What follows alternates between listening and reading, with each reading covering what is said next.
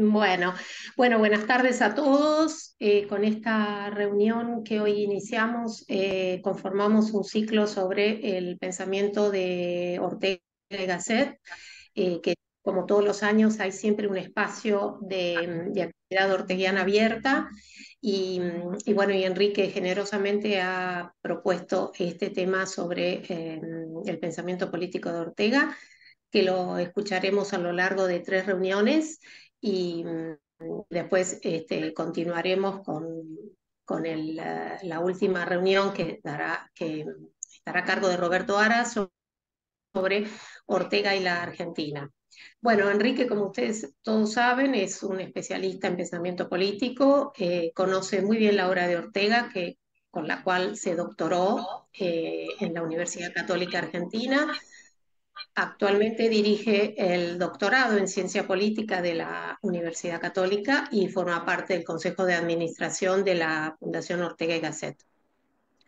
Enrique se va a dirigir en esta primera reunión al texto político de Mirabeau, el político, y bueno, hablará por espacio de 45 minutos y luego podrán hacer preguntas o reflexiones por el chat. Así que les agradecemos que en la medida en que vayan teniendo inquietudes las pueden ir volcando en el chat para luego Enrique Mirá para las pueda allá. contestar de forma continuada. Bueno, eso es todo, los dejo con Enrique, así no le quito tiempo a él. Y bueno, disfrutaremos de tu charla y espero que sea para todos de mucho provecho en un año electoral y tan político como este para la Argentina. Bueno, Enrique, adelante. muchas gracias Inés, gracias a todos por la concurrencia y, y robarle un rato a sus respectivas tardes para poder conversar acerca de Ortega y Gasset. Yo agradezco mucho a la Fundación Ortega y en particular a sus autoridades, a Inés Viñuales, a Roberto Aras, a Marta Campomar, por este espacio que todos los años viene aprovechando la Fundación en el contexto de sus múltiples actividades para dedicarlo a alguna actividad orteguiana con motivo de, por ejemplo, alguna efemérides o, o una coyuntura concreta, como puede ser concretamente esta, es decir, la de un año electoral tan difícil para los argentinos, por otra parte. Em, Efectivamente, este curso o este ciclo de charlas está dividido en 4 encuentros. Los 3 primeros están destinados a analizar algunos aspectos del pensamiento político de Ortega y el último em, a vincular este pensamiento, o por lo menos parcialmente, con la propia estancia de Ortega en Argentina, que fue una circunstancia que motivó alguno de estos escritos. Por ejemplo, algunas de las primeras eh, redacciones de la Rebelión de las Masas tuvieron su fecha de nacimiento de alguna manera durante el segundo viaje de Ortega en Argentina en el año 28. Yo quisiera comenzar esta, esta tarde, la exposición de esta tarde, recordando una expresión que seguramente si muchos de ustedes han transitado por la obra de Ortega recordarán, que es una expresión que él recoge de Cicerón em, en el año 40, cuando escribe, estando acá en Buenos Aires durante su tercera y última estadía, que había tenido propósitos iniciales de establecimiento definitivo, pero que después se frustró. Él escribe una obra, una serie de artículos en el diario de la Nación titulada Del Imperio Romano, y en el contexto de esas entregas, él recuerda una frase de un pasaje de Cicerón que dice: a veces en medio de las batallas se han oído voces de fauno, ¿no? A veces en medio de las batallas se han oído voces de fauno. Año 40 eran tiempos difíciles, de conflicto bélico, por cierto, y de muchas batallas trabadas no solamente, decía Ortega, en el afuera de los espacios, sino también en el dentro de los corazones, ¿no? Y entonces en medio de ese contexto tan difícil, en medio de la gravedad de ese momento, Ortega que consideraba que se requerían vaticinios o palabras orientadoras, palabras esenciales, como él decía también, que arrojaran, por así decirlo, un poco de luz en medio de ese descomunal desconcierto. Bueno, me gusta esta expresión, palabras esenciales, porque tengo para mí que si algo nos legó Ortega fue precisamente eso, ¿no? Palabras esenciales a propósito de una enorme variedad de temas y a lo largo de una producción también muy extensa, abigarrada por momentos y desde luego difícil de encasillar hoy en las categorías académicas usuales, porque me parece que se trata de una obra que verdaderamente las trasciende. Bueno, de esa vasta obra quiero tomar tres temas que quizá algunos podrán considerar más bien periféricos, puesto que no hacen a lo esencial de la filosofía de Ortega, aunque sí se trata de otros temas que al menos parcialmente se ven nutridos por esa filosofía.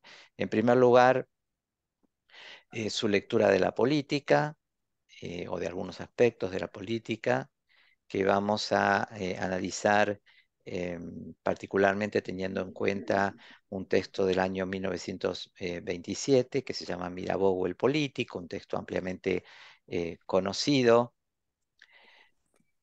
Después su lectura de la nacionalidad, del concepto de nación en Ortega, eh, que es un contexto que atravesó algunas variantes a lo largo de su obra, pero que vamos a analizar concretamente a la luz de la famosa España invertebrada, texto del cual se cumplieron justamente 100 años el año pasado, si vamos a contar desde la fecha que eh, apareció el texto en librerías y no estrictamente desde de la fecha que apareció inicialmente en su etapa, que era 1921. Y finalmente vamos a analizar en el tercero y último encuentro, por lo que a mi parte toca, que es la evolución del liberalismo de Ortega, ¿no? Un tema hoy de mucha actualidad en la Argentina, el liberalismo. Como seguramente muchos de ustedes saben, el pensamiento político Ortega transitó desde una etapa socialista inicial hasta un liberalismo de tinte más conservador, de madurez, y bueno, y a mí me gustaría en ese tercer encuentro tratar de recalar en algunos momentos significativos de esa evolución y particularmente de una obra notoriamente conocida que es La rebelión de las masas, o más particularmente aún su famoso prólogo para franceses. La rebelión de las masas se publica en el 30, el prólogo para franceses, es decir, para la primera traducción en francés de esta obra, es del año 37 y me parece que es eh, singularmente interesante para el tema que nos va a ocupar en ese encuentro. El, el examen o la lectura que voy a hacer de estos textos o de estos temas va a ser una lectura que en rigor de verdad se hará traicionando las intenciones del autor, cuya obra, como todos sabemos, fue deliberadamente circunstancial, ¿no? Eh, Quizá muchos de ustedes recuerden que en un prólogo a una primera edición de sus obras, que no recuerdo de qué año exactamente es, creo que del año 44 más o menos, o 46, una primera y acotada edición de sus obras, él decía, estoy fiado un poco a mi memoria, no recuerdo textualmente, pero él decía que no había grandes probabilidades de que una obra como la suya, tan completa, tan llena de secretos, tan entretejida con toda una trayectoria vital, pudiera ser fácilmente comprendida, porque se trataba de una obra que a diferencia de otras, no estaba del todo desligada del propósito y de la propia vida personal del autor, ¿no? Eh, Cada una de las páginas aquí reunidas, dice Ortega, esto sí me lo acuerdo, eh, resumió mi existencia entera al momento en que fue escrita y juxtapuesta todas esas páginas, agregaba Ortega, representan la melodía de mi destino personal. Es decir, la obra de Ortega fue circunstancial, fue deliberadamente circunstancial, lo cual parecía algo bastante coherente con su propia mirada acerca de lo que significa, en definitiva, el pensamiento de un autor, ¿no? Ortega decía que la historia de las ideas es la historia de los hombres que las pensaron, es decir, que es muy difícil independizar el estudio de una obra de un contexto que es por lo pronto biográfico, ¿no? La propia vida del autor. Sin embargo, bueno, yo voy a traicionar esa concepción y voy a hacer lo que algún historiador inglés llamaba profanar tumbas, es decir, no voy a partir de la consideración del contexto inmediato en el cual las obras que vamos a analizar se inscriben, sino que voy también a tratar de traerlos para acá y ver hasta qué punto esas obras, esos dichos de Ortega todavía nos interpelan, todavía sirven para eh, resolver algunas de nuestras mm, perplejidades o aportar respuestas a algunos de nuestros interrogantes. De todas maneras, se ha dicho entre paréntesis, no creo con esto ser del todo infiel a Ortega, porque si bien, como acabo de decir, para Ortega la historia de las ideas es la historia de los hombres que la pensaron y que por lo tanto es imposible comprender enteramente una obra si no se parte del contexto al cual esa obra está irremediablemente adscrita. Sin embargo, así como Ortega decía eso, también fue capaz de decir en un bellísimo ensayo sobre Goethe que si uno quiere salvar a un clásico, unas maneras de hacerlo es prescindiendo de su clasicismo, es decir, trayéndolo hacia nosotros, inyectándole, decía Ortega, eh, pulso nuevo a sus venas con la sangre de nuestros problemas y de nuestras preocupaciones, ¿no? Entonces, contemporaneizándolo a ese clásico. Bueno, eso es un poco lo que eh, intentaré hacer, desprendiéndome, insisto, de esa circunstancia inmediata en la cual los textos se escribieron. El primero de esos textos, que entiendo la Fundación les envió a ustedes por si querían leerlo o releerlo en caso que ya lo hubieran hecho, es un texto que en realidad, como buena parte de los ensayos o trabajos de Ortega, está compuesto por una serie de artículos. O sea, Mirabeau el político en realidad no es un libro de Ortega, sino que es una serie de ensayos que Ortega, que después se reunieron bajo el formato de un pequeño libro, que fueron publicados en el diario El Sol entre febrero y marzo del año 27. El pretexto que menciona Ortega como disparador de la obra es la aparición de un libro bastante reciente del año 26, que se había publicado sobre Mirabeau y que a Ortega le parecía bastante malo, bastante flojo como libro en su contenido.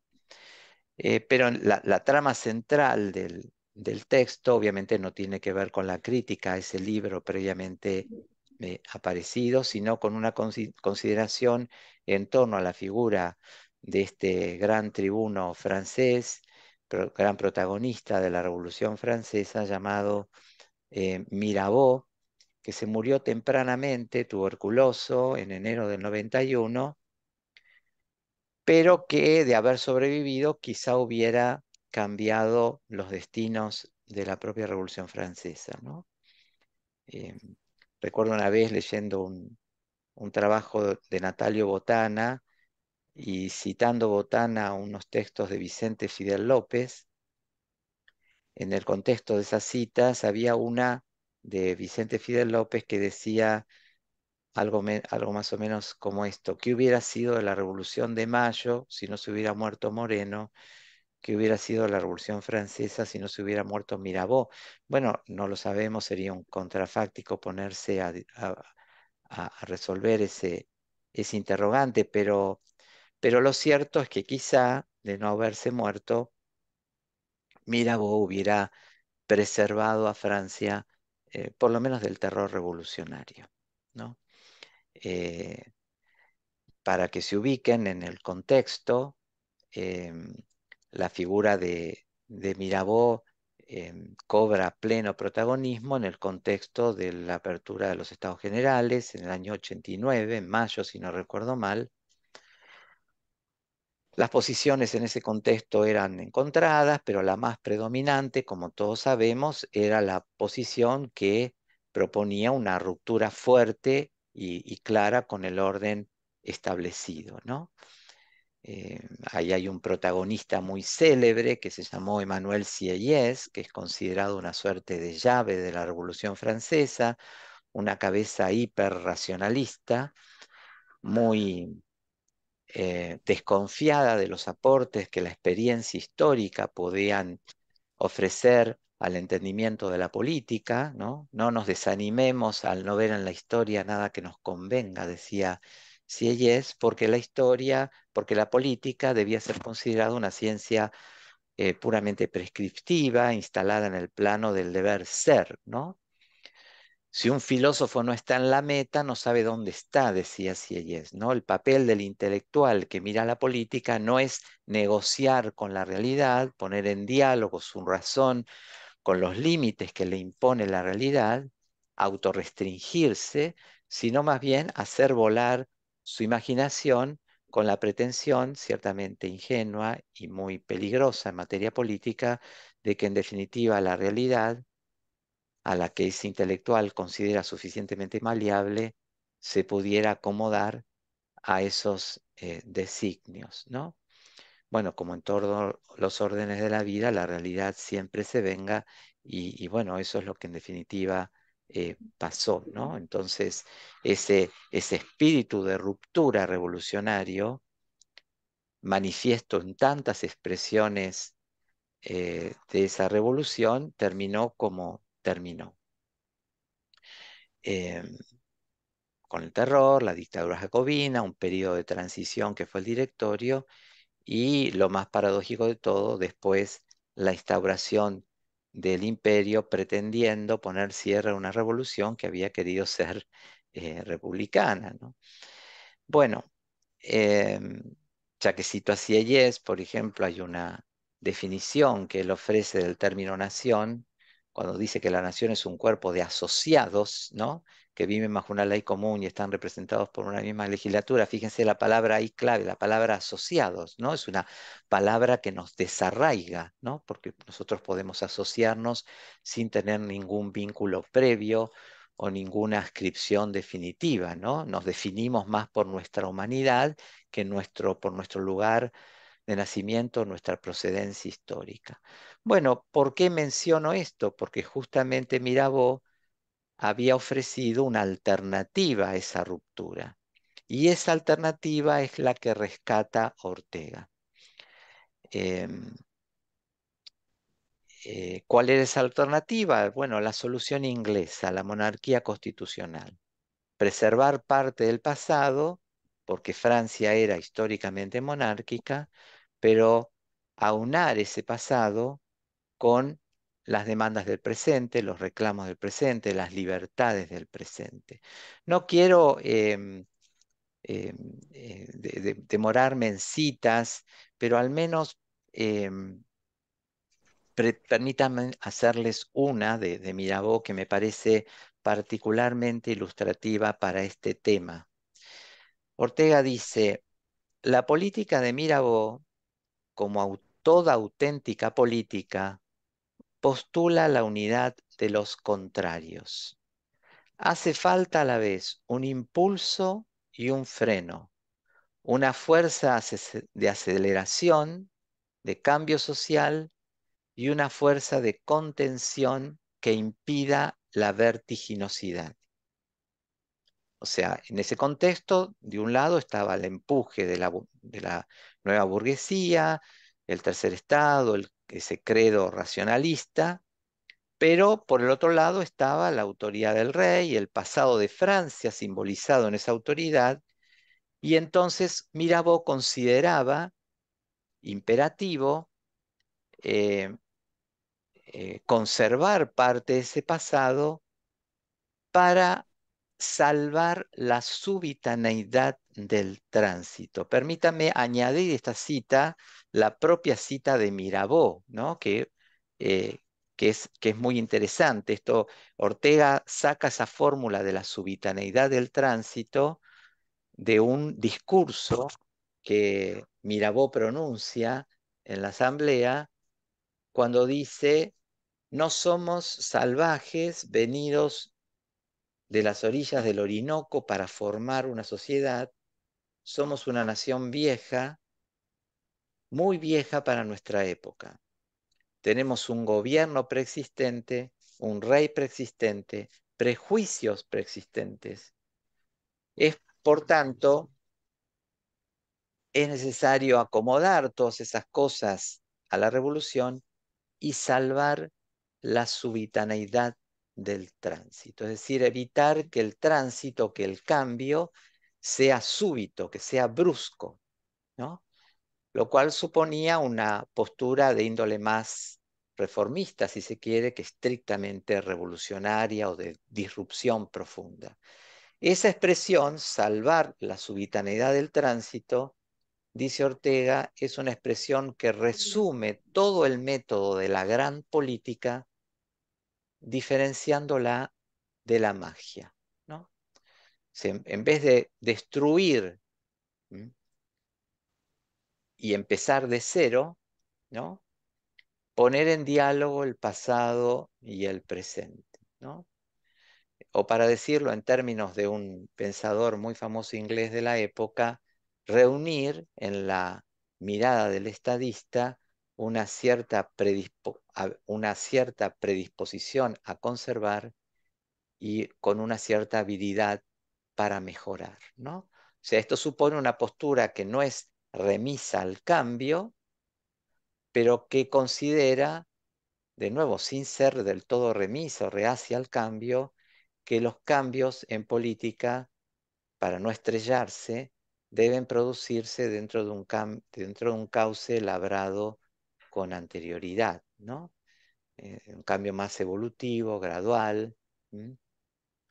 Como decía Alberdi, no se andan de un salto a las ideas de un pueblo, ¿no? Hay que ir transitando de a poco. Por supuesto que esta no es la postura que triunfó, que prevaleció, es la que tenía Mirabeau, ¿no?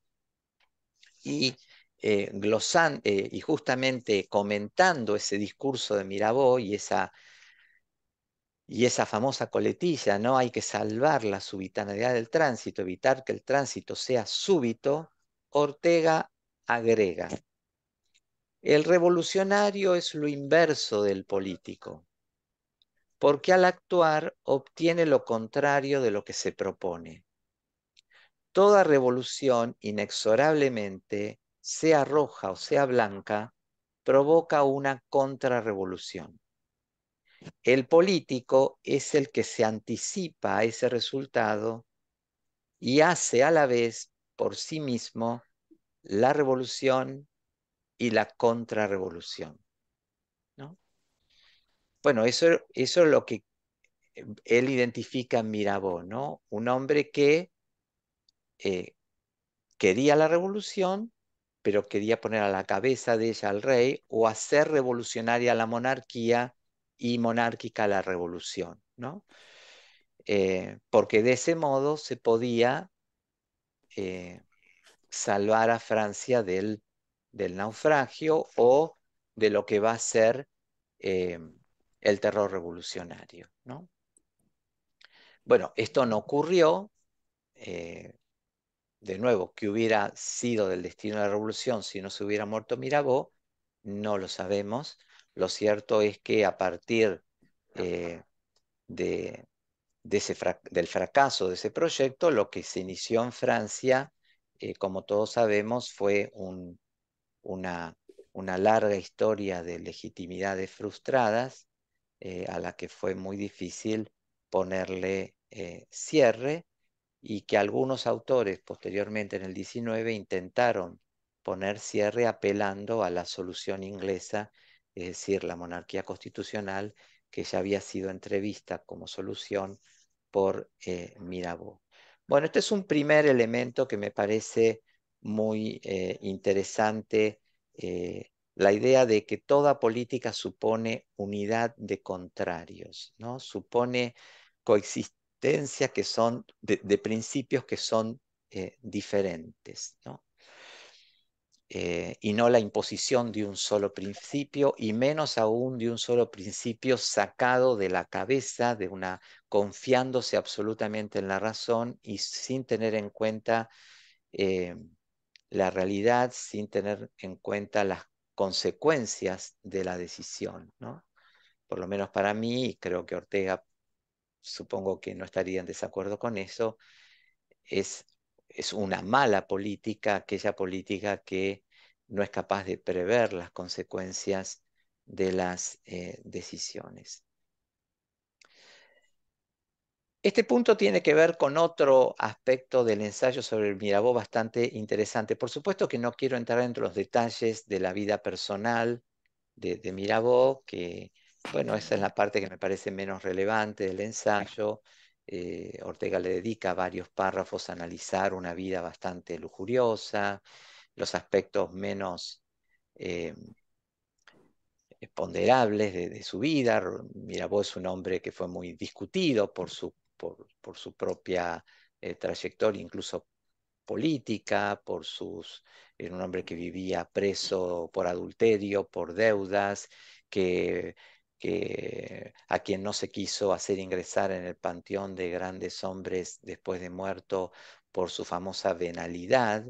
Eh, Él había propuesto eh, había propuesto que existiera una suerte de ministerio de representantes, es decir, que algunos miembros de la Asamblea pudieran ser a su vez ministros, y esa propuesta de Mirabeau fue absolutamente rechazada. Eh, y ante ese rechazo, bueno, como él estaba particularmente interesado y recibió el ofrecimiento de darle algún tipo de asesoramiento al rey, a Luis 16, bueno, él finalmente terminó aceptando ese asesoramiento que fue pago, por el cual recibió una remuneración, con lo cual ese acto fue tenido por un acto de venalidad, ¿no? O de corrupción. Era miembro de la Asamblea, pero a su vez recibía un sueldo aparte como asesor del rey, y eso le costó bastante caro por lo menos a su prestigio. Bueno, pero no voy a entrar en esos detalles, su relación con varias figuras femeninas importantes de la época. Eso está bastante narrado en el ensayo y no me parece interesante para los fines de la charla de hoy. Otro aspecto que sí me parece interesante tiene que ver con el hecho de que Ortega dice que él destaca la figura de Mirabeau como un arquetipo de un político, pero no como un ideal de político. Esta diferencia es interesante porque estamos en una época en la filosofía de Ortega que él está moviendo guerra al idealismo, ya lo venía haciendo, perdón, se escucha el ruido de afuera, ya lo venía haciendo desde hace tiempo, eh, y procurando lo que él llamaba una suerte de higiene de los ideales, ¿no? Ideal es algo, el ideal es la cosa tal como estimamos que debería ser, dice Ortega en el texto sobre Mirabeau.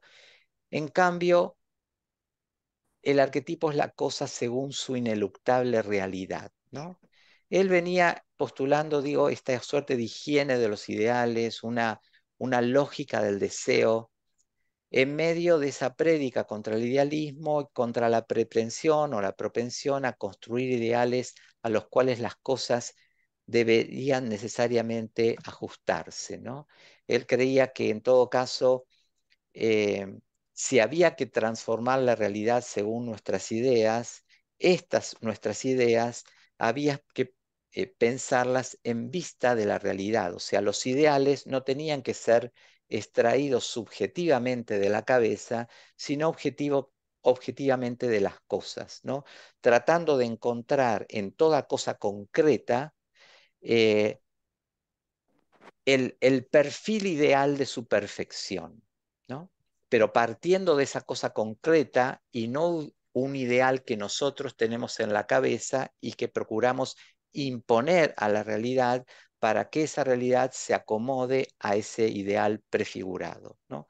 El ideal es el ideal de las cosas, no el nuestro, y ese es el que para Ortega tenemos que respetar, porque el ideal puramente objetivo él consideraba que no estaba lejos de ser puramente un capricho o una manía, ¿no?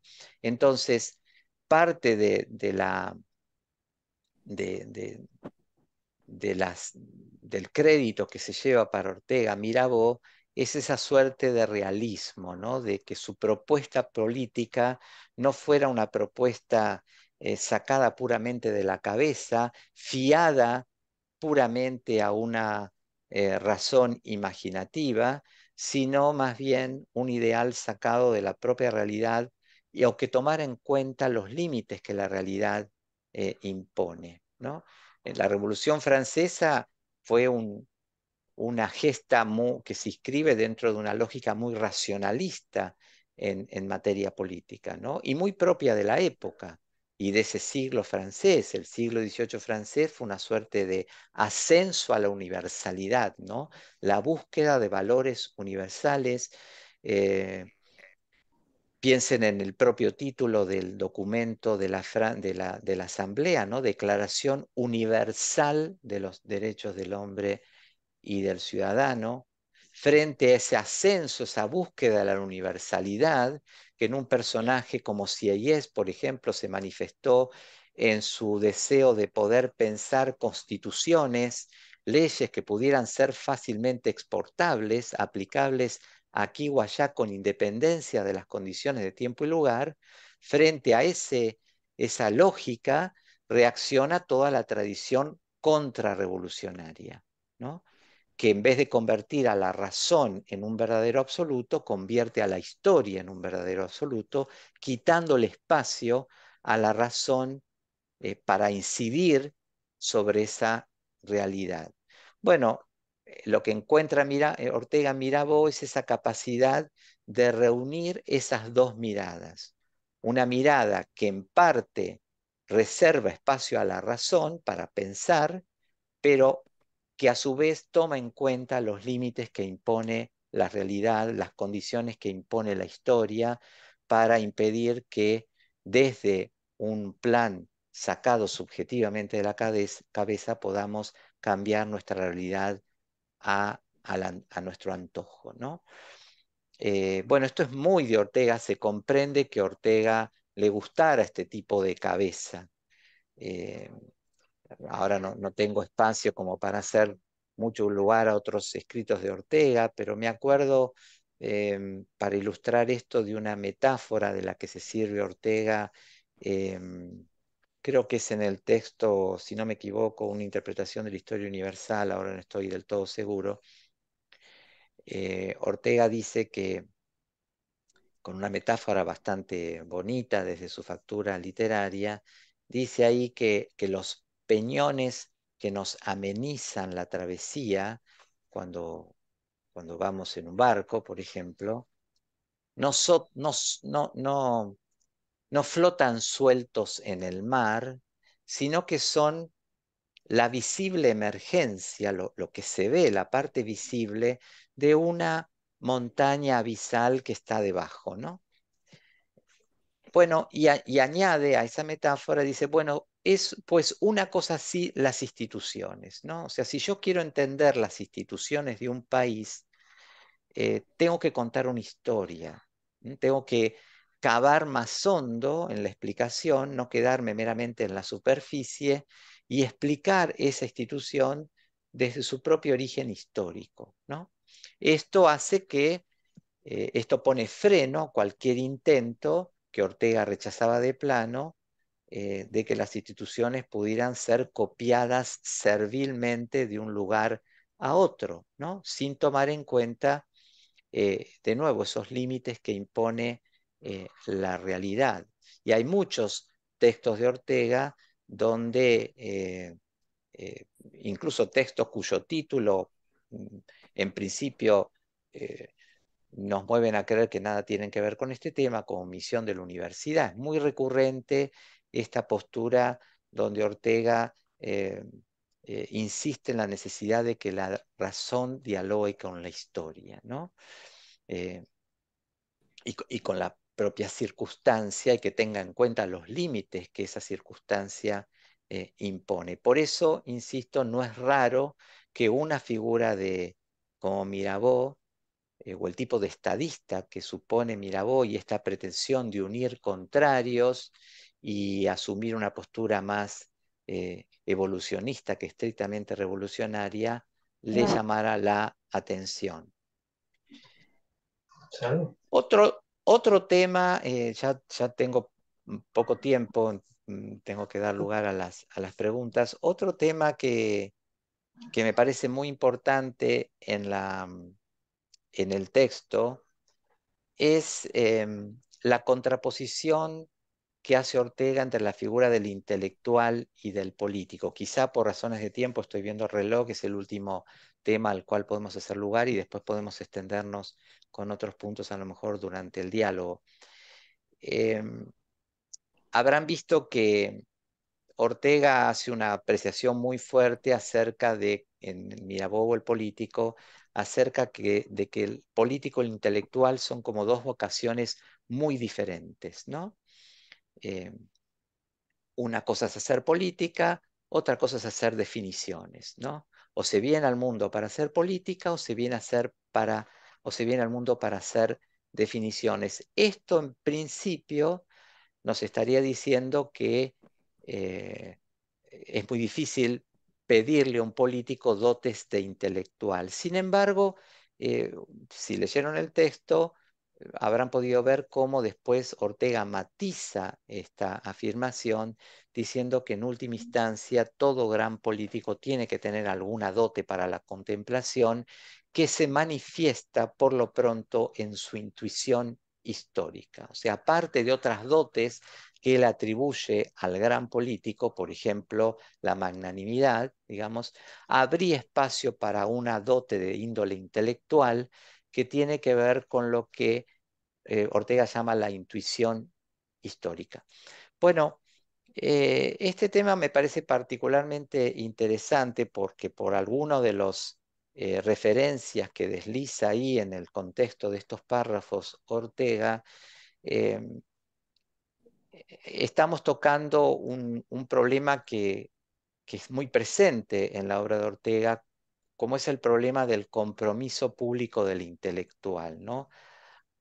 Por un lado, el político tiene que ser en parte intelectual y no se concebiría ningún gran estadista que no lo fuera, como Mirabeau, por suerte. Pero pongámoslo a la inversa, o sea, ¿cuál es la misión del intelectual? ¿El intelectual tiene que abstenerse de toda injerencia política o no? Bueno, este tema de la política y del intelectual en Ortega es muy interesante porque, em, y para esas fechas, o sea, el hecho de que Ortega toque este tema en el Mirabeau es bastante oportuno porque, si no recuerdo mal, el mismo año 27 o 2 años después, el año 29, un famoso intelectual francés, hoy muy poco leído, pero que en su momento tuvo mucho predicamento, que se llamó Julian Banda, visita España. Julián Banda es el autor de un libro que se llamó La traición de los intelectuales. Así se traduce en español. En francés era la traición de clerc, ¿no? De los clérigos. La palabra clérigo asociado a intelectual tenía que ver con el hecho de que para Ortega, perdón, para Banda, el reino del intelectual no era un reino de este mundo, ¿no? O sea, la misión del intelectual era para Banda puramente aséptica y traicionaba su vocación aquel intelectual que em, em, se metiera en política, que bajara al ruedo para involucrarse en política, ¿no? Como ocurría, por ejemplo, en ese contexto con los intelectuales franceses de la acción francesa, los morracianos, etcétera, ¿no? Es decir, el intelectual, llámese filósofo, literato, artista, a quienes, como digo, Van Da asociaba a los clérigos, a los clerks, por oposición a los laicos, debía ser un pensador puramente contemplativo, que justamente por serlo sacrificaba o, o lo que es peor, traicionaba su integridad y su vocación cuando subordinaba su adhesión a la búsqueda desinteresada de la verdad o de la belleza o de la justicia a la satisfacción de intereses concretos, políticos en particular, que Banda consideraba por definición ajenos a esas preocupaciones más trascendentes de la vida eh, intelectual, ¿no? Bueno, hay algunos autores que han querido asociar el pensamiento de Ortega a esto. Esto es a esta mirada, ¿no? A mí me parece equivocada porque, por lo pronto, si uno piensa en Ortega mismo, la propia biografía de Ortega nos demuestra que Ortega fue un intelectual comprometido, ¿no? Que se involucró muchas veces en la vida pública, ¿no? Por ejemplo, cuando funda en el año 14 la Liga de Educación Política Española, o cuando en el año 31 o 30, no recuerdo bien, funda la agrupación al servicio de la República juntamente con Gregorio Marañón y Ramón Pérez de Ayala, o cuando escribe la cantidad enorme de notas periodísticas para involucrarse en temas muy complejos de la vida política española, por ejemplo, sus famosos ensayos sobre la redención de las provincias, o sin ir más lejos, esa verdadera pieza en materia de periodismo político que fue su famoso artículo El error Berenguer, em, con motivo del nombramiento del general Berenguer por parte de Alfonso XIII en reemplazo de Antonio Primo de Rivera, que fue un artículo que influyó decisivamente en la posterior caída de la monarquía, ¿no? Y que termina precisamente con la famosa expresión de Lenda est monarquía, hay que destruir la monarquía. Ahora, cuando uno se pregunta qué tipo de compromiso público, qué tipo de intelectual público fue Ortega, uno podría tentarse de creer que en realidad eh, el tipo de compromiso que asumió Ortega es un tipo de compromiso eh, más bien basado o desplegado a impulso de lo que podemos considerar un deber, ¿no? Es como si yo dijera que el deber del intelectual es dedicarse a su ciencia, a su especialidad, a su saber, etcétera, pero que en momentos de crisis, por razones poderosas, diría Platón, en las grandes ocasiones, diría Rousseau, cuando las circunstancias lo exigen, o para decirlo en buen romance, cuando las papas queman, hay que salir de la profesión y bajar al ruedo. Algunas de las aproximaciones de Ortega o algunas de las retiradas de Ortega de la vida pública parecerían obedecer a ese criterio. Yo pienso más bien, fiándome de otras interpretaciones, que el compromiso público de Ortega puede ser entendido mejor como una emanación de su propia filosofía. Ortega consideraba que la vida es en sí mismo compromiso, ¿no? ¿Mm? Yo soy yo mi circunstancia, pero ¿cómo terminaba esa frase? Si no la salvo a ella, no me salvo yo, ¿no? ¿Recuerdan Meditaciones del Quijote, la famosa frase de Ortega, que es mejor entendida desde la Ortega de madurez, ¿no? Circunstancia y decisión son los dos elementos de que se compone la vida, ¿no? La vida me es dada, pero no me es dada hecha, ¿no? Entonces, algo me es dado, lo circunstancial, pero el resto es lo que yo pongo. Y lo que yo pongo tiene que ver con un proyecto de salvar las circunstancias, ¿no? La vida como salvación de las circunstancias. Si no la salvo ella, no me salvo yo. Y eso supone de suyo una clara postura de compromiso, ¿no? Entonces, a mí me parece que eh, eh, la, eh, ese compromiso de Ortega trasciende la idea del puro deber público, tiene que ver con un compromiso mucho más inherente La Fundación a su Ortega. propia filosofía que nutrió, como ustedes saben, algunos de sus propios postulados Una políticos. Por experiencia de ejemplo, filosofía. cuando el próximo encuentro analicemos el concepto de nacionalidad de Ortega, vamos a ver cómo es la propia concepción que Ortega tiene de la nación, si en parte es tributaria de otros autores, como Renan, por ejemplo, también en parte es tributaria de su propia filosofía y de esta concepción de la vida como futurición, ¿no? La vida como empresa, la vida como una faena que se hace hacia adelante, la vida como pervivir, ¿no? Puesto que lo demás es, como él dice, haber vivido. Entonces, en definitiva, para poder dar lugar al diálogo, me parece que, por lo menos desde mi lectura, si yo tengo que leer Mirabeau hoy, hay tres temas que son bastante interesantes y que están de alguna manera relacionados entre sí. El primero es esta concepción de que el buen político es un político que toma en cuenta la realidad, ¿no? O sea, la crítica a todo tipo de voluntarismo, ¿no? Por ejemplo, en materia legislativa. ¿M?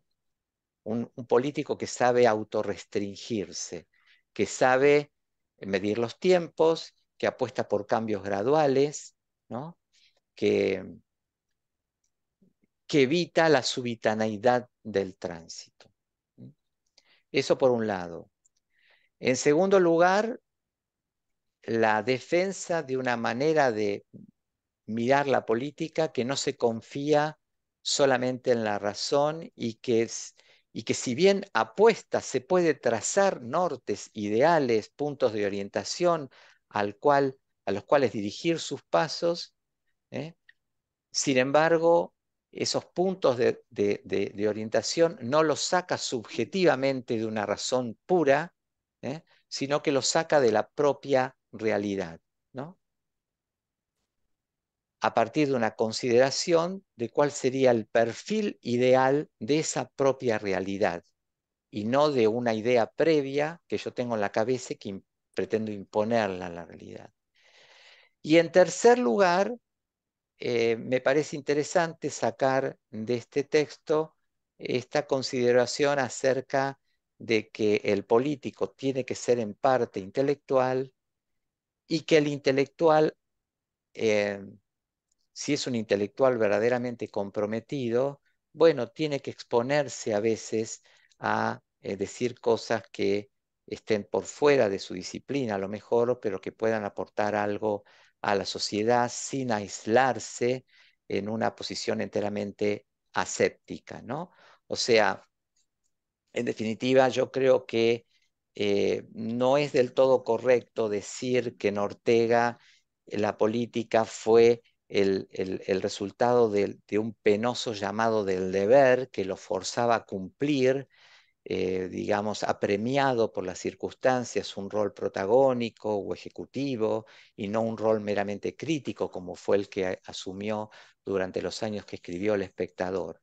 Me parece que más ajustado a la verdad es decir, que el compromiso político de Ortega hay que explicarlo partiendo no de razones coyunturales, sino de un presupuesto básico de su filosofía, eh, que es el imperativo de salvación de las circunstancias enunciado tempranamente en su primer libro, en 1914, Meditaciones del Quijote, ¿no? La vida como aceptación de las circunstancias, decía Ortega en el prólogo, en un prólogo para alemanes, la vida como aceptación de las circunstancias implica que el hombre no puede salvarse a sí mismo si a la vez no salva a su contorno, ¿no?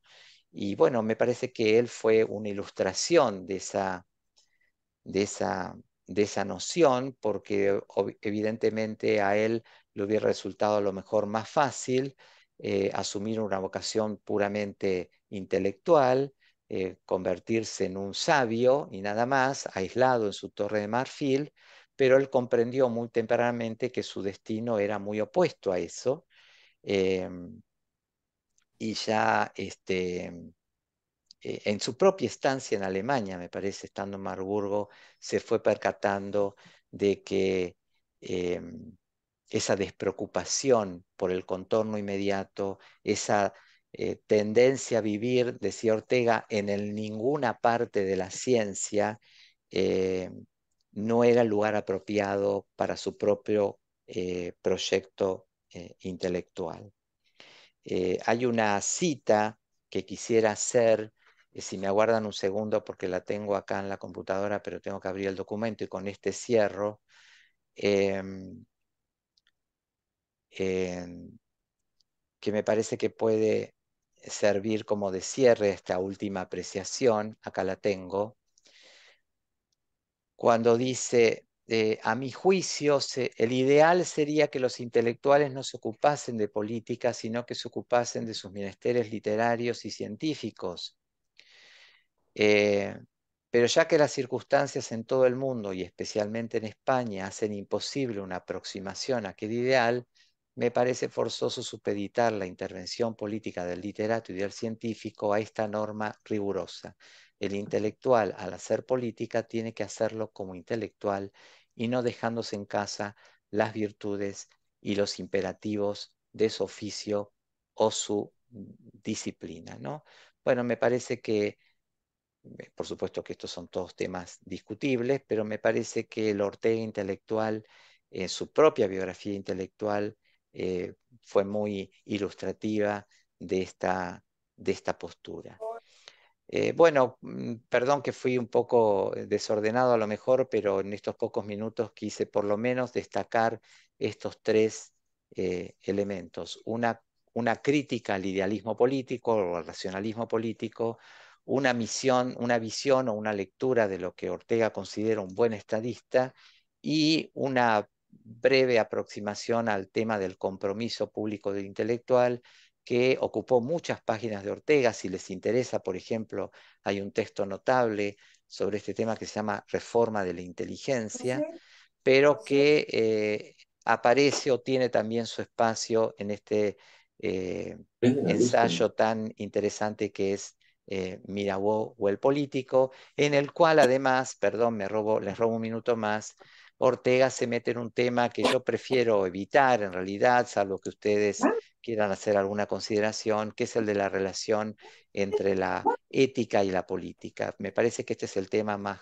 cuestionable, más difícil, más problemático del ensayo sobre Mirabeau, eh, y algunas de las apreciaciones que hace Ortega al respecto, bueno, son, me parece, francamente discutibles, ¿no? Quizá la más discutible tiene que ver con aquella fórmula que dice Ortega protestando contra las quejas que se hicieron acerca de la venalidad y la propia moralidad de este personaje, Mirabeau, cuando dice, si se quieren grandes hombres, no se les pida virtudes cotidianas, ¿no?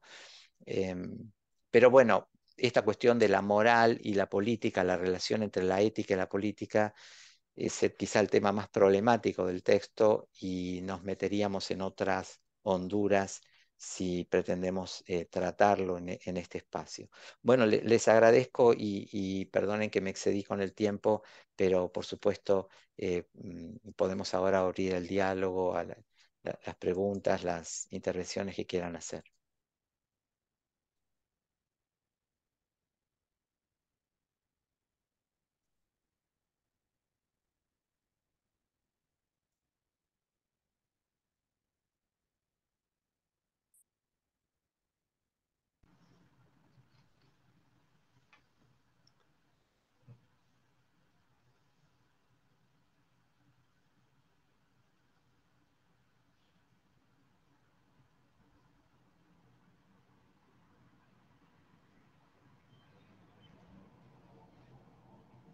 Bueno, ahí veo que a Magdalena le parece que algunas de estas cosas tienen conexiones con la actualidad política. Bueno, yo considero que sí, ciertamente varias,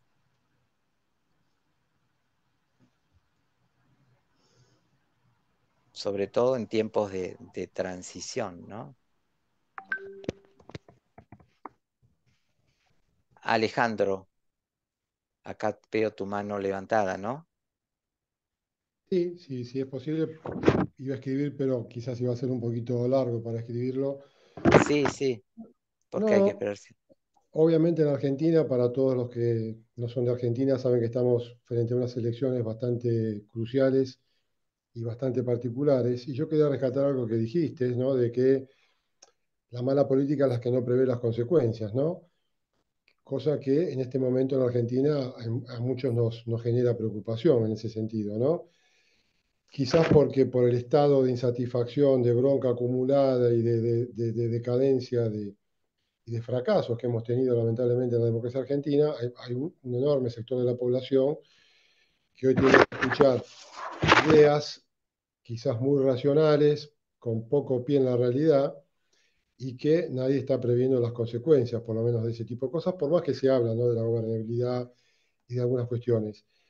Frente a eso, y tomando en cuenta el rol del intelectual también, que debería exponerse seguramente a una circunstancia tan crítica como esta de la Argentina, ¿cómo hace un intelectual o alguien que quiera dar una opinión para no caer hoy en los debates de muy bajo nivel y de muy agrios en las redes y en los medios, donde todo se banaliza y se tiende a degradar demasiado, quizás porque no hay intelectuales cuyo prestigio y altura moral los ponga a salvo de ese tipo de opiniones de tan poco nivel, ¿no? O sea, no sé cómo lo ves, Enrique, qué hacer las personas que tienen nivel y que conocen estos temas para tratar de opinar y comprometerse con esto que se nos viene, ¿no?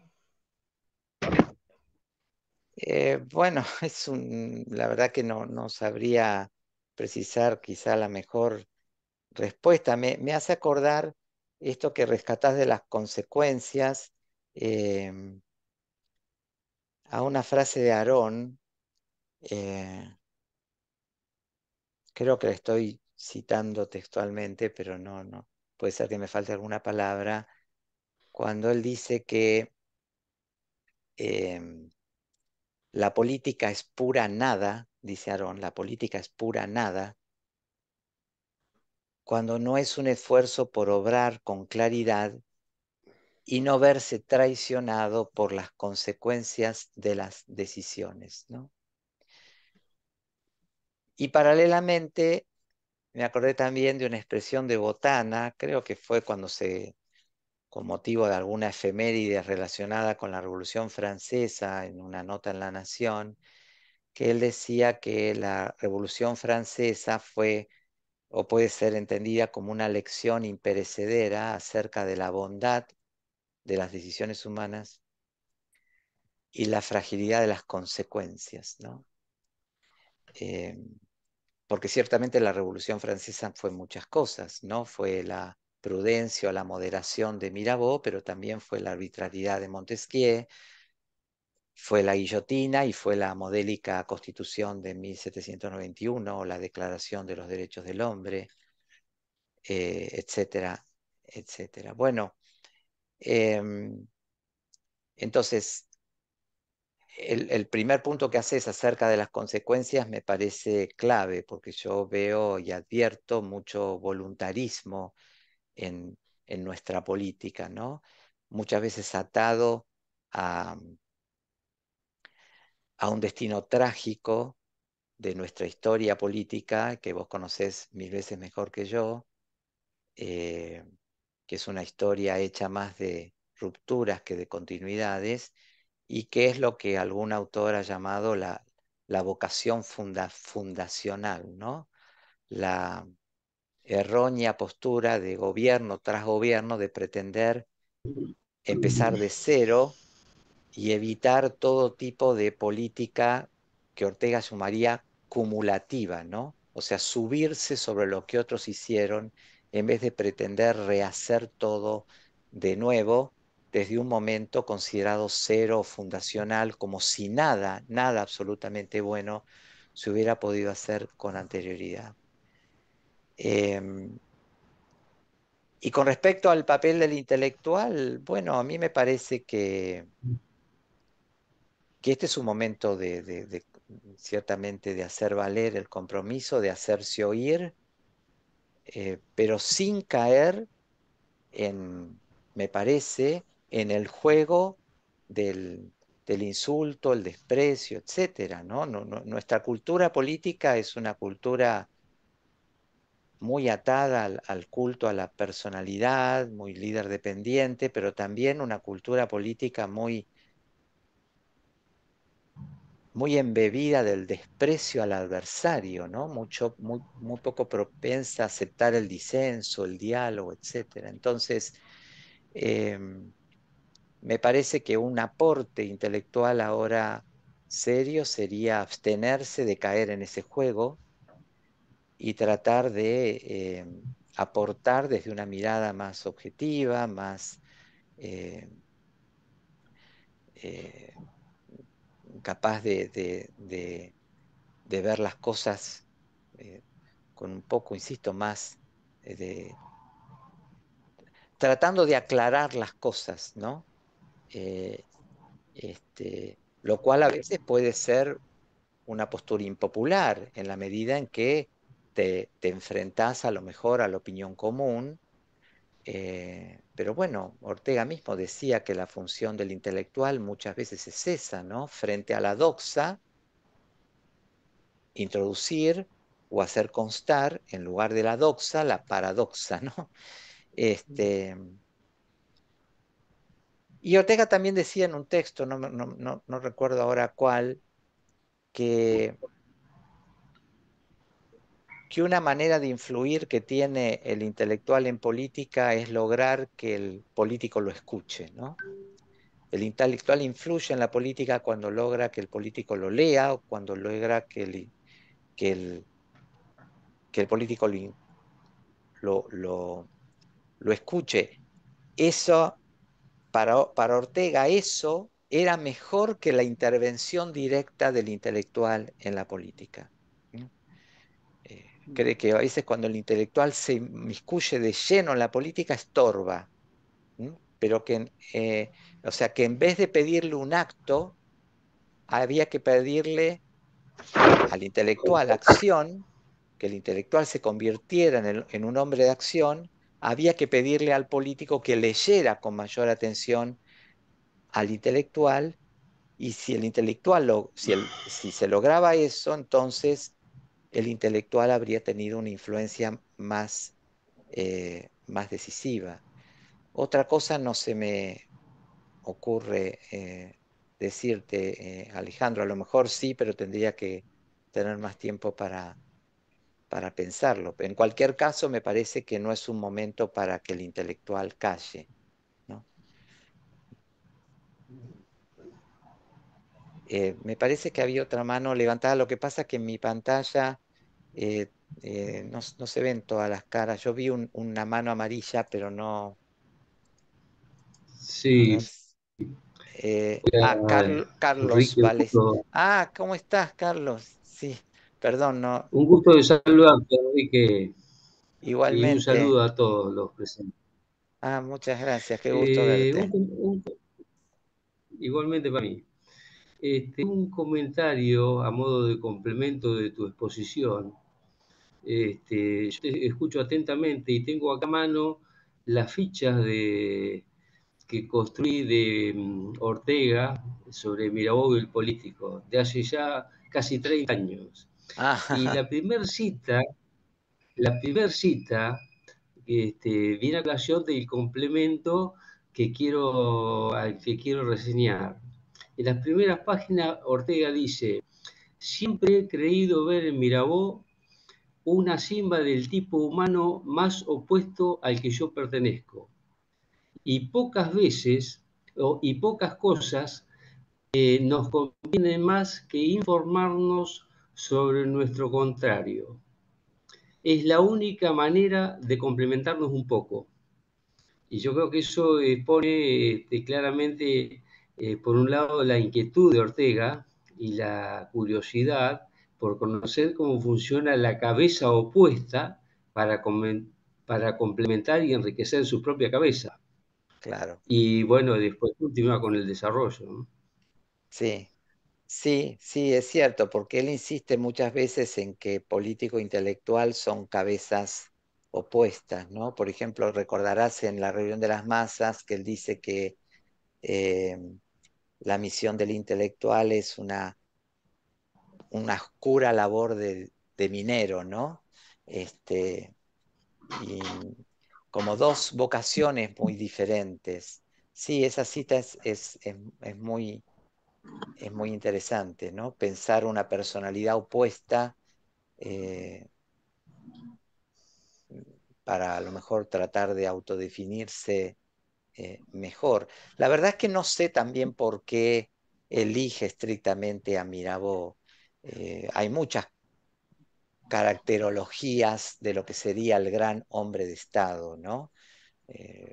Más o menos, no me acuerdo de qué año, pero estaba el libro eh, de Stefan Zweig que se llamaba Fouché, retrato de un político, ¿no? Hay varias obras que intentan identificar en algún gran hombre de Estado lo que podría ser el arquetipo o el prototipo de un político. En el caso de Ortega, eh, quizá estoy diciendo algo erróneo, pero puede ser que haya tenido que ver con la publicación de este libro del año 26, que lo publicó un historiador francés que se llamaba Herbert van Leysen, me parece que se escribe, Leysen, ahora no recuerdo bien, y bueno, que había caído en sus manos. Ortega, como nosotros, como todos sabemos, era un lector empedernido y bueno, leía cuanto caía en sus manos. De todas maneras, eso lo pude atestiguar en el Instituto Ortega de Madrid hace muchísimos años, cuando tuve acceso a algunos de los libros que habían sido del propio Ortega, y ahí comprobé que él toma los datos que toma de la biografía de Mirabeau y que él expone en el ensayo, los toma de un autor que se llama Luis Barthou, B larga A-R-T-H-O-U, Barthou. Y de hecho yo tuve el ejemplar en mis manos y pude ver los subrayados muy tenues. Ortega hacía marcas a los costados, pero muy tenues. Y más o menos esas marcas coincidían con algunos datos biográficos que él incluye en el texto. Otra posible razón de que haya elegido a Mirabeau, pero acá estoy especulando solamente, Carlos, es que Ortega era un gran admirador de los liberales doctrinarios franceses. Algunos de estos nombres quizá les suenen a ustedes, por ejemplo, François Guizot. De hecho, la primera traducción que se hace de la historia de la civilización en Europa de Guizot la hace eh, este, Ortega. Y en el prólogo para franceses, a la reunión de las masas, él dedica un párrafo muy elogioso a este grupo de pensadores franceses del primer cuarto, la primera mitad del siglo XIX, con François Guizot y Pierre-Paul Royer-Collard a la cabeza, y se pregunta cómo puede ser que no se hubiera escrito ningún gran importante libro sobre los doctrinarios franceses. eh, y fue un discípulo de Ortega, ahora se me escapa el nombre, Luis Díez del Corral, quien escribió el libro El liberalismo doctrinario, ¿no? ¿Y por qué menciono Guizot? Porque Guizot justamente era un autor que siempre había destacado cómo la historia europea había sido una historia donde coexistían mal o bien, principios contrarios. Esta idea de de la coexistencia de los principios contrarios y cómo en definitiva la política tiene que tomar en cuenta eso y trabajar desde ahí para lograr acuerdos, digamos, ¿no?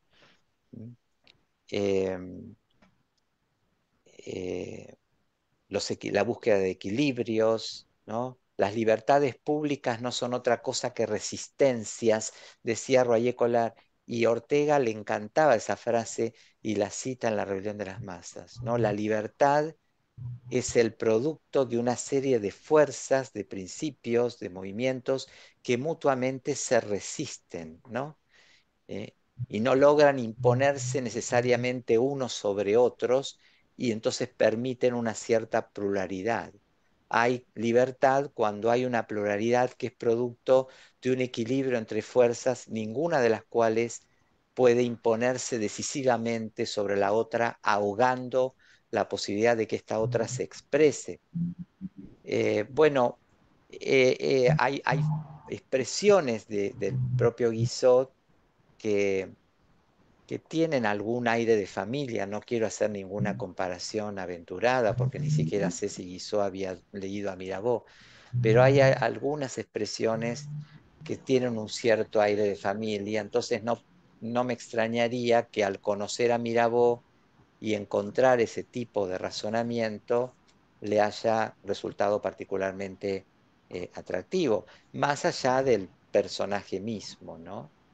Que es un personaje que, insisto, desde el punto de vista de su vida privada, de su moralidad, dejaba mucho que desear, pero bueno, a quien Ortega le reconoce estas dotes de gran estadista, de gran político, de gran visionario, eh, y el hombre que había encontrado esa fórmula que era ajena a la mentalidad imperante, pero que a lo mejor hubiera evitado el desastre, ¿no?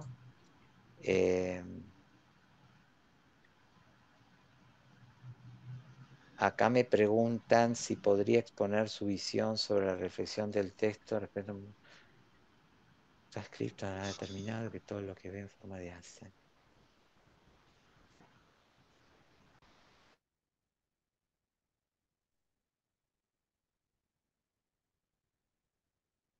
Bueno, este tema que me consulta Martín, parece, ¿no? No sé, eh, tiene que ver con esa parte de la argumentación de Mirabeau a la cual deliberadamente yo quería huir o rehuir, ¿no? Porque tiene que ver con la relación entre la ética y la política, ¿no? Eh, el tema de la ética en Ortega, quizá Carlos o Alejandro me podrán ayudar, es un poco complejo porque la ética de Ortega tiene que ver con la cuestión de la autenticidad, ¿no? Él reivindicaba mucho como imperativo de su propia ética la famosa frase de Píndaro, ¿no? Llega a ser el que eres. O sea, la ética no tiene que ver tanto con la realización de un deber ser objetivo, sino también más bien con la realización de la propia vocación, ¿no? Con la autenticidad, con la ética como la autenticidad. Y en ese sentido me parece que parte de la argumentación que hace sobre Mirabeau tiene un poco que ver con esto, ¿no? Con que más allá eh, de que muchas de sus posturas las pudiéramos encontrar reñidas, eh, miradas de una moral ordinaria, sin embargo, eran posturas realmente auténticas, ¿no? Que expresaban lo que él era en rigor. Eh, y en ese sentido, bueno, y también hay ahí una cosa medio un poco nietzscheana, quizá de distinguir dos éticas, ¿no? Una ética para los grandes hombres que no necesariamente es igual a la ética del individuo o de la persona ordinaria, ¿no? Por eso, si se quieren grandes hombres, no se les pida virtudes cotidianas, ¿no? Entonces, que un político no mienta sería como pedir peras al olmo, ¿no? Diría Ortega, ¿no? O sea, en materia de ética y política hay como distintas posturas. Uno puede decir que son abiertamente incompatibles y me resigno a esa incompatibilidad. Puedo decir, en cambio, que la política tiene que estar subordinada a la ética necesariamente, o puedo también buscar una alternativa intermedia o equidistante, que es la alternativa de Weber cuando eh, distingue en su famosa conferencia eh, sobre la política como vocación, cuando él distingue la ética de la convicción de la ética de la responsabilidad, ¿no? Y bueno, obviamente, si bien la persona del político auténtico deberían convivir las dos éticas idealmente, esa es la conclusión de Weber, a la hora de la verdad, puesto a elegir, bueno, es preferible un político responsable y que cuando las circunstancias lo exigen, sea capaz de salirse del manual de la ética ordinaria y tomar decisiones responsables que no pongan en juego, por ejemplo, la vida del Estado, o mm, lo cual lo podría obligar a incurrir en algunas acciones reñidas con una moral ordinaria y, por ejemplo, mentir, ¿no? Eso es lo que se me ocurre. No sé si alguien quisiera aportar algo más. De hecho, Carlos, creo que está tu mano, a ver, creo que está tu mano de nuevo levantada, ¿no? Sí, la permanecía levantada. Yo creo que es clave recordar que Ortega era un permanente buscador de la verdad y a eso hay que circunscribir las interpretaciones, sobre todo referidas a política. Eh, es la clave de llega a ser el que eres, al que ya eres en potencia, la no traición, la búsqueda de la autenticidad y de este, del desarrollo tal como está determinado, ¿cierto? Sí, pero coincidirías con el comentario de Martín entonces en que eh, eso es parte también de la propia, como dice Martín en su chat, de la propia fidelidad a las ideas, que es propio de la vocación intelectual, ¿no? Eh, en ese sentido, rescato lo del tipo de compromiso, ¿no? Porque cuando uno piensa la idea del intelectual en política, por lo menos uno puede tener como, pensado en términos de tipos ideales en sentido weberiano, ¿no? Como acentuando rasgos. Si yo acentúo rasgos en una esquina, puedo poner el modelo del Gelehrte, o no sé bien cómo se pronuncia alemán, ¿no? El sabio que tiene por norma de vida el apoliticismo, ¿no? Que se desentiende absolutamente y que considera, como dice Bandá, que traiciona su vocación cuando se involucra en el debate público. En la de vera de enfrente tendríamos el tipo de compromiso sartreano, digamos, que es un compromiso partidario. Eh, y en el medio me parece que están este tipo de intelectual como Ortega, Arón mismo. Bueno, ustedes saben que Arón,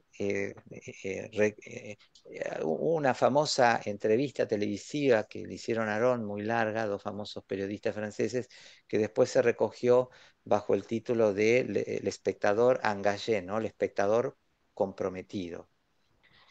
Eh, la política es una actividad esencialmente impura, decía Arón, y es por eso que prefiero pensarla, ¿no?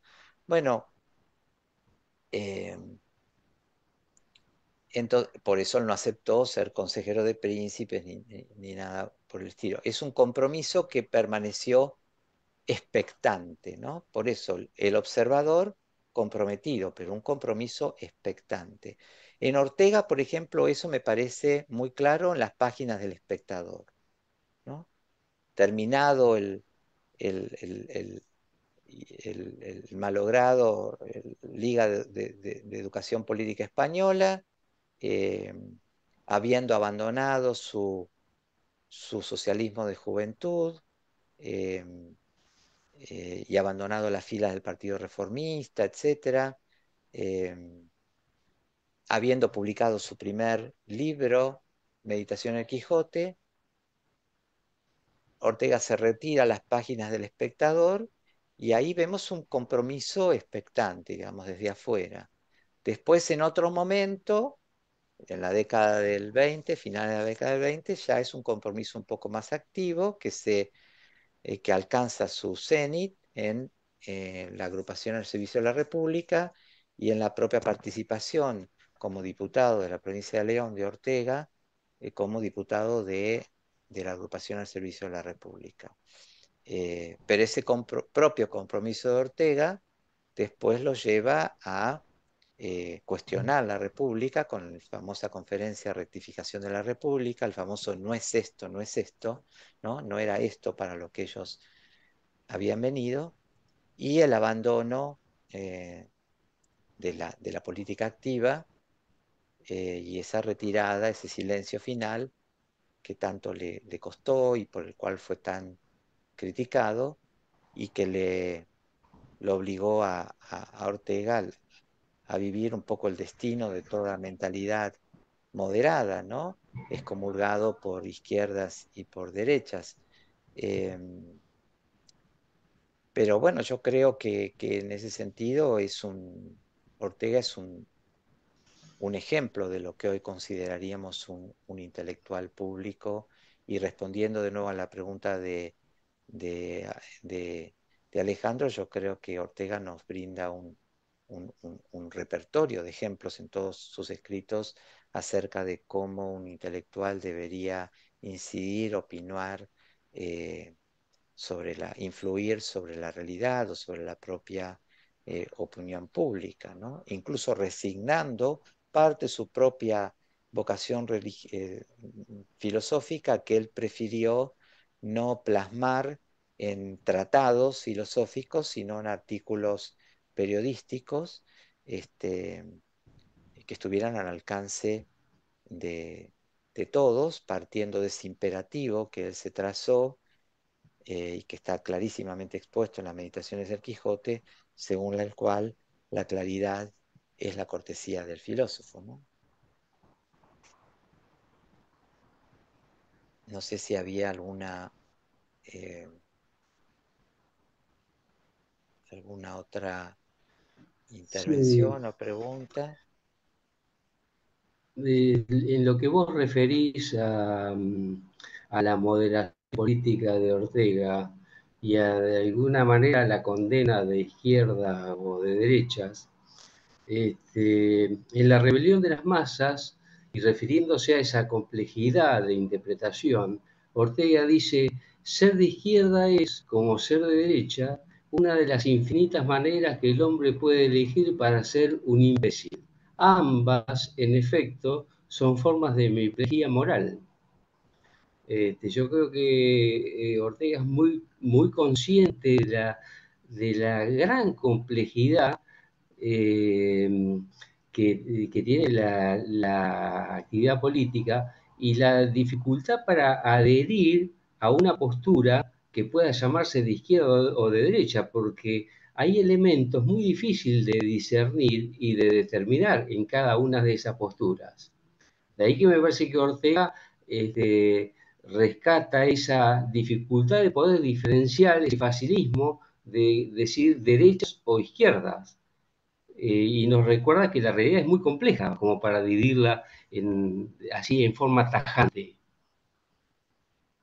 Sí, o la realidad, las propias ideologías políticas o doctrinas o idearios o tradiciones intelectuales que en su seno reconocen distintas expresiones, ¿no? Por ejemplo, lo vamos a ver en nuestro último encuentro, la propia evolución del liberalismo de Ortega es una muestra de esto, digamos, porque Ortega es un autor que transitó inicialmente por una postura que él llamaba liberalismo socialista, ¿no?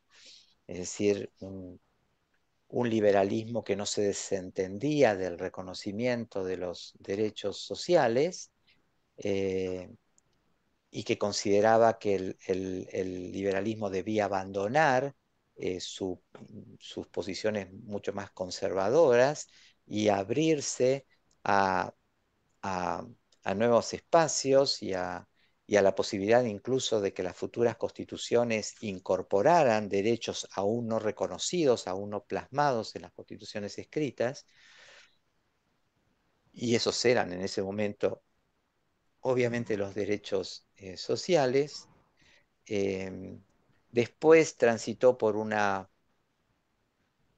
periodo más afín a un liberalismo más clásico, pero sin embargo después retoma esta consideración acerca del aspecto social del liberalismo, y ya que citás a la rebelión, recordarás mejor que yo, Carlos, cómo eh, Ortega decía justamente en la rebelión de las masas que el liberalismo tenía una razón, pero que no tenía toda la razón, y esa razón que no tenía es la que había que quitarle, ¿no? Y que salvar lo esencial del liberalismo era la condición para superarlo, ¿no?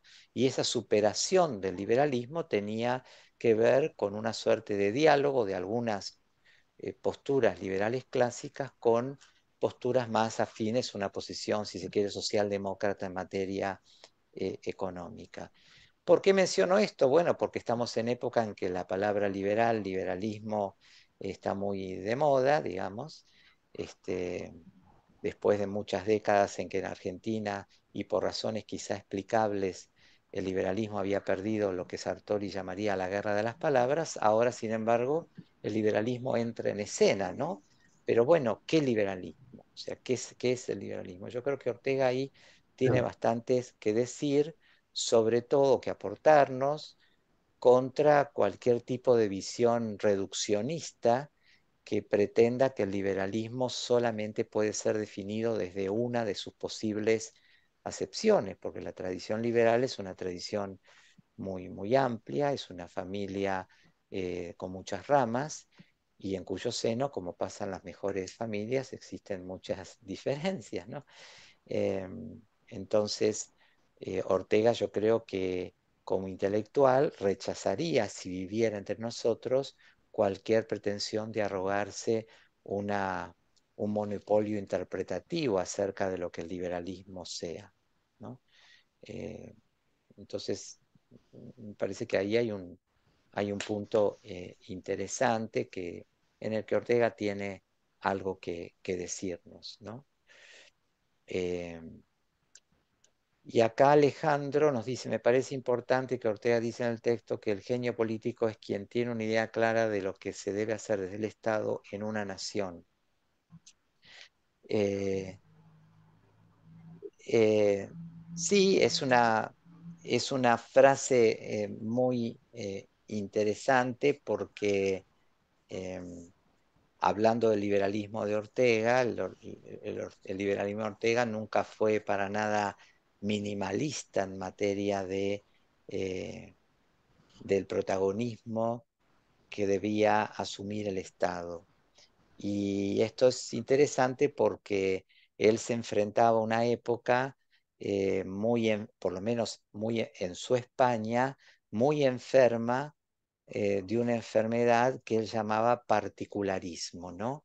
El particularismo es la enfermedad que sufre una nación, decía Ortega, cuando las partes de ese todo que es la nación pretenden vivir como grupos aparte, ¿no? Em, Llámese clases sociales, grupos corporativos, profesiones, etcétera, etcétera. Cuando hay desintegración, cuando hay disolución social y cuando no hay capacidad para encontrar en el ciertos denominadores comunes, ¿no? De ahí la idea del proyecto subjetivo de vida en común, ¿no? La búsqueda de algún ideal que trascienda y que sea capaz de aglutinar voluntades, ¿no? No para contrariar o para impedir que siga existiendo pluralidad, sino para que esas pluralidades puedan convivir amigablemente y no como compartimentos estancos. Bueno, a ese fin, yo creo que Ortega le asignaría al Estado una función muy importante, entre otras cosas, para contener el conflicto, ¿no? A la política misma, no necesariamente al Estado como institución, como aparato estatal, ¿no? O sea, en Ortega y permanentemente me parece un reconocimiento de que la vida política es conflicto, pero que la política tiene que servir para contener el conflicto, ¿no? Eh, Política, decía Ortega, no es creerse solo en el mundo, política es contar con los demás. Bueno, y contar con los demás supone reconocer de entrada que no necesariamente esos demás van a pensar igualmente como yo, ¿no? Bueno, y esa búsqueda de consensos, que para nosotros es un ejercicio tan difícil, me parece que en Ortega eh, es algo que está muy claro, ¿no? Y algo que él buscó desde muy joven en sus intervenciones políticas, que bueno, terminaron fracasando por razones que no es necesario tratar aquí, pero que nos dejan alguna lección, ¿no? A pesar de ese fracaso, ¿no? Así entiendo yo esa idea, ¿no? De tener en claro desde el Estado lo que hay que hacer con una nación.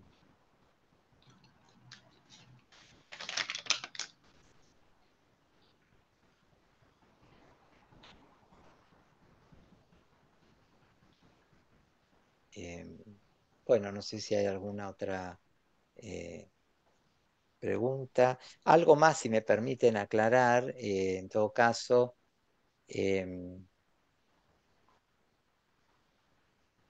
si bien Ortega le asignaba un rol importante a la política, un rol que él asumió personalmente en algunas instancias de su vida, tengan en cuenta, no obstante, que para Ortega la política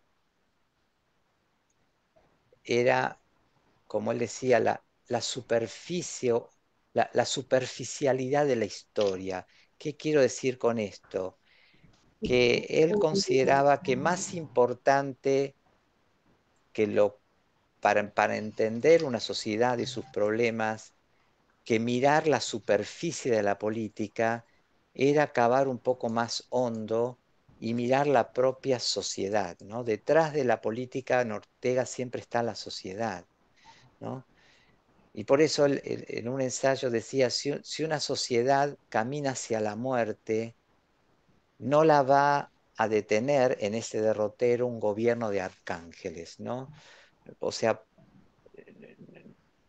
no importa tanto los abusos de la política, sino los usos de la sociedad, ¿no? Y yo creo que su trabajo pedagógico estaba enfocado en eso, ¿no? En tratar de incidir sobre la sociedad, sobre la cultura, y no necesariamente sobre esa superficie o meramente sobre la superficie del debate público. Me parece que parte de su misión como intelectual tiene que ver un poco con esto, ¿no? Esta consideración de que la política es parte de un sistema social más amplio eh, y que no se explica de manera autónoma, ¿no? Sino como, en parte como reflejo de esa sociedad. Por eso es que Ortega era crítico del regeneracionismo y de la política de Joaquín Costa y de esta interpretación que había hecho Joaquín Costa de las dos Españas, ¿no? Porque en la interpretación de Joaquín Costa, esa lectura de las dos Españas suponía que había una España eh, mala, corrupta, que era la España de la política, y una España sana, saludable, expectante, ¿no? Que era la España que iba a reemplazar a esa otra. Pero para Ortega, la interpretación que hace de las dos Españas es distinta, porque para él hay toda una España que está enferma, no solamente la España de la política, toda la España, la de gobernantes y gobernados, la de los abusos y la de los usos, y la otra España no era todavía una España real, era lo que él llamaba la España como posibilidad, ¿no? La posibilidad de España, esa España que había que construir. Por eso la idea del proyecto de vida en común, ¿no? la nación es algo que se hace hacia adelante, ¿no? La nación es futurición.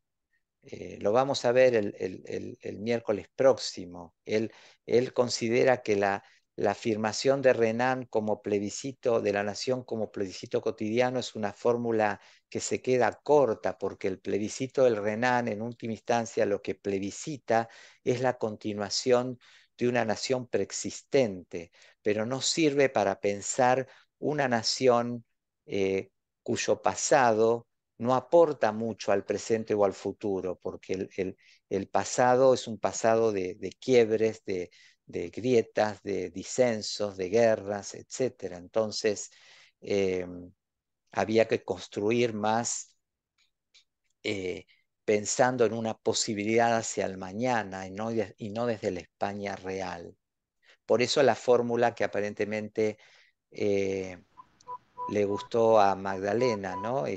Si una sociedad camina hacia la muerte, no la detendrá en su derrotero un gobierno de arcángeles, ¿no? Eh,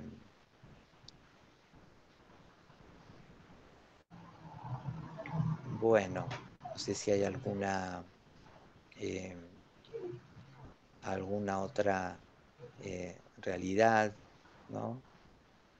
Por supuesto, con lo que dije, abonando un poco la afirmación de Ortega, no le estoy gritando responsabilidad a la política, ¿no? Porque muchas veces la tentación de creer que los males de la política son mero reflejo de males que trascienden la política, que están presentes en la propia sociedad, puede llevar a diluir un poco las culpas, ¿no? O sea, a mí no me gusta tampoco llevar a ese extremo el argumento, porque si todos somos culpables, nadie lo es individualmente y la responsabilidad se diluye.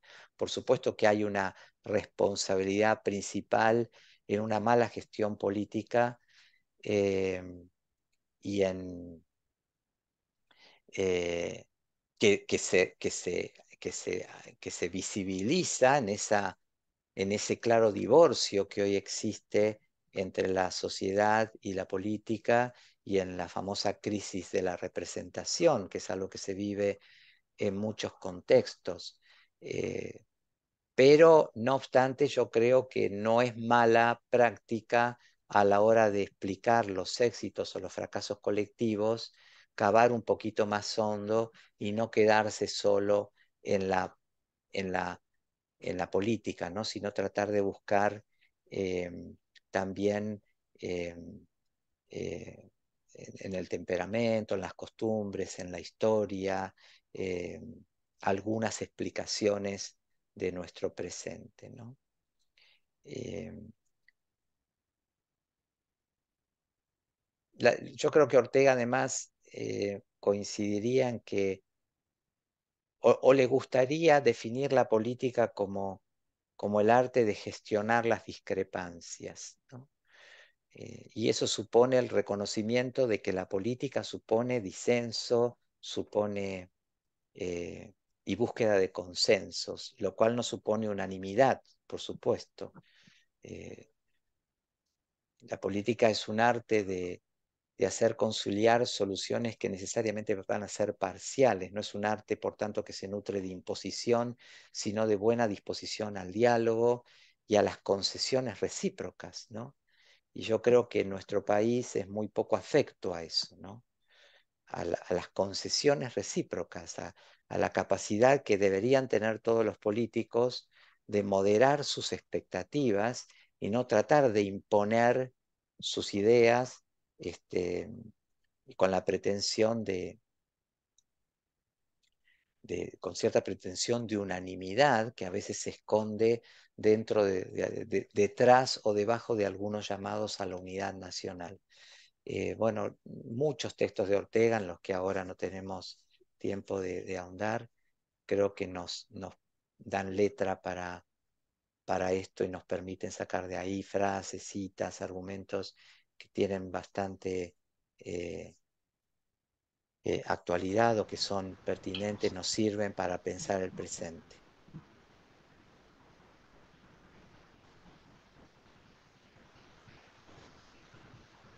Bueno, mm, si no hay más comentarios, les agradezco de nuevo la presencia, las preguntas, por cierto, y bueno, perdonen que fue un poco desordenado, pero no supe quizá ver cómo en apenas 40 minutos resumir los temas que me parecen centrales de este texto. Nos veremos la próxima vez, seguramente les van a enviar 2 capítulos de España Invertebrada, por si los quieren leer con anticipación.